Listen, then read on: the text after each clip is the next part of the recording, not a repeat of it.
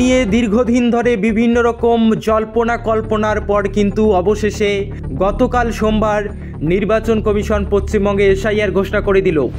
মঙ্গলবার থেকেই কিন্তু এই রাজ্যে শুরু হয়ে যাচ্ছে এসআইআর, অর্থাৎ আজ থেকেই কিন্তু শুরু হয়ে যাচ্ছে এসআইআর প্রক্রিয়া। এই প্রক্রিয়ায় কাদের কোনো নথি দিতে হবে না, কাদের নাম তুলতে হবে, কি কি নথি গ্রাহ্য হবে, এই নিয়ে কিন্তু এখন আলোচনা তুঙ্গে উঠছে। এই 11টি নথির তালিকা দেখে কিন্তু অনেকেই এখন নিজের নথি গোছাতে বসেছে।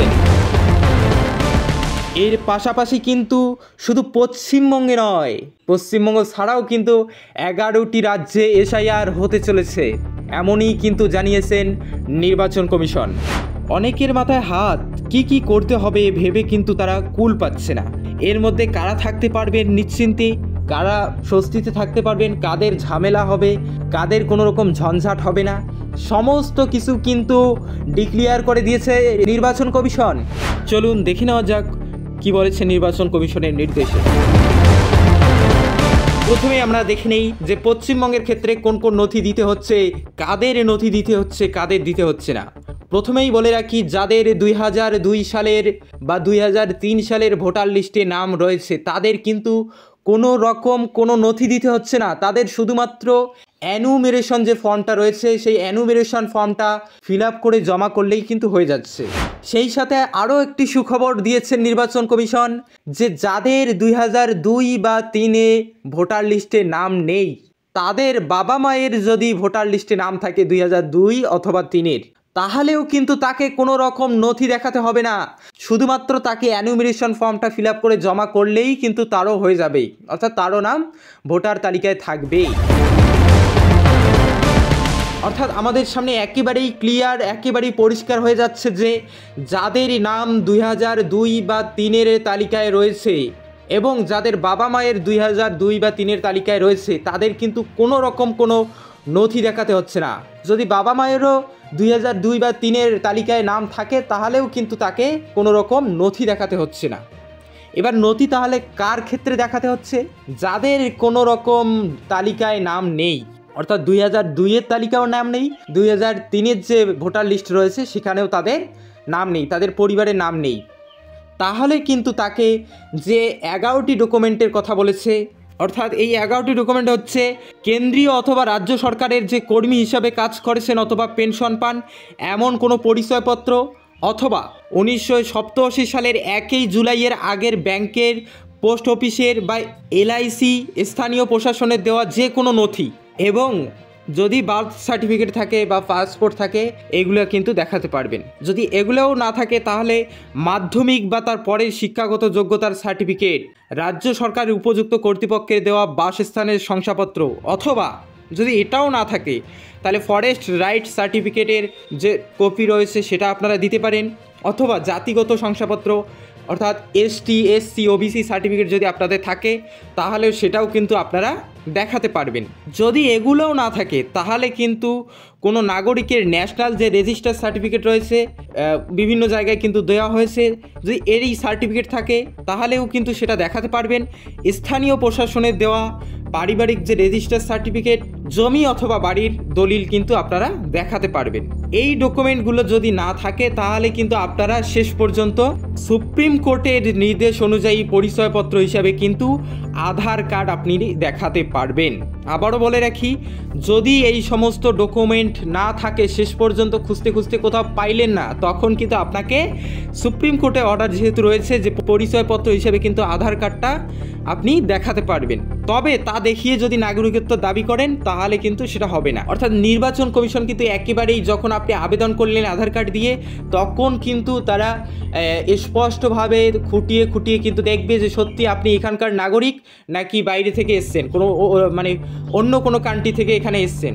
যদি আপনি সত্যি এখানকার নাগরিক হয়ে থাকেন তাহলে কিন্তু আপনার নাম ভোটার তালিকার অন্তর্ভুক্ত হবে।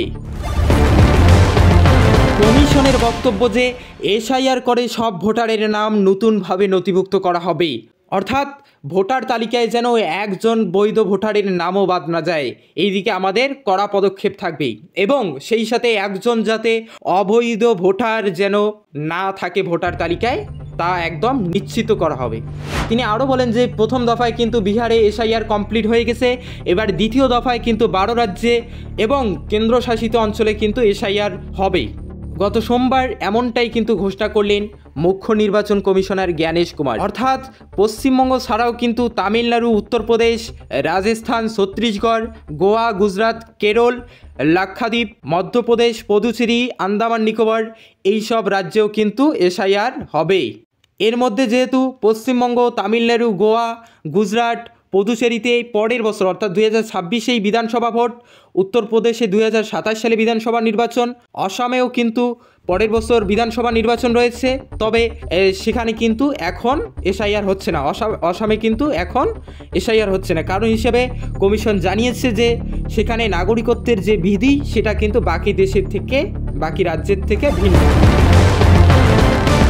এছাড়াও কিন্তু যে সমস্ত রাজ্যে এসআইআর হবে বা হচ্ছে সেই সমস্ত রাজ্যে কিন্তু গতকাল রাত 12টার সময় ভোটার পোর্টালে যতগুলা কাজ রয়েছে সমস্ত কাজ কিন্তু ফ্রিজ করে দেওয়া হয়েছে। অর্থাৎ কোনো রকম নতুন করে কিন্তু কোনো ভোটারের তালিকা যুক্ত হবে না, অর্থাৎ কোনো নাম কিন্তু নতুন করে আর উঠছে না, কোনো সংশোধন বা পরিবর্তন কিন্তু আর করা যাবে না। এই আগের যে সূচি রয়েছে সেখানে যে সমস্ত ভোটারের নাম রয়েছে সেই তালিকাতে তাদেরই কিন্তু শুধুমাত্র অ্যানুমিনেশন ফর্মটা দেওয়া হবে, যার কারণেই কিন্তু ভোটার পোর্টালের যে ওয়েবসাইট রয়েছে সেটা কিন্তু ফ্রিজ করে দেওয়া হয়েছে।